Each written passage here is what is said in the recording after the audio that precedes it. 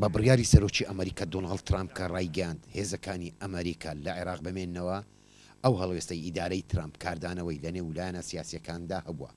هەریەکە هەڵوێستی خۆی بۆ دەنجی ئەمریکا ڕاگەاند.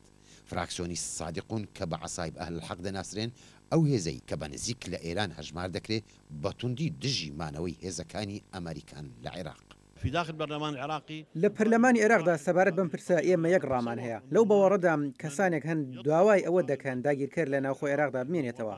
ئێمە نیشتیمان وڵاتێکین، سەروەری خۆمان هەیە.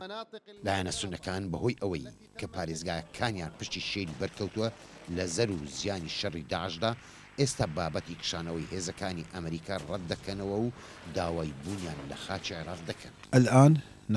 ئێمە ئێستا زۆر پێویستمان بە هەبوونی هاوپەیمانی نێودەوڵەتی هەیە. بە تایبەتی دوا بە دوای ئەوەی کە هاوپەیمانی نێودەوڵەتی جێپەنجەی دیار بوو لە یارمەتیدانی عێراق بۆ دەرکردنی داعش، بەڵام هاوکار لەسەریانە بەرپرسیارەتی نۆژەرکردنەوەی ناوچە ئازادکراوەکان بگرنە ئەستۆ.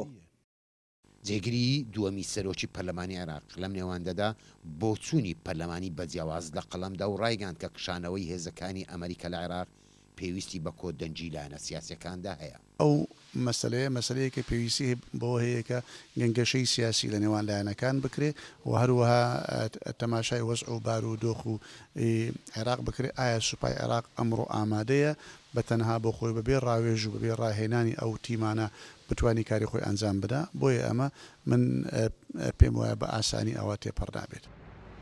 ئەمریکا بڕیاری کۆتایی خۆی داوە کە هێزەکانی لە عێراق پاشەکشێن نەکە.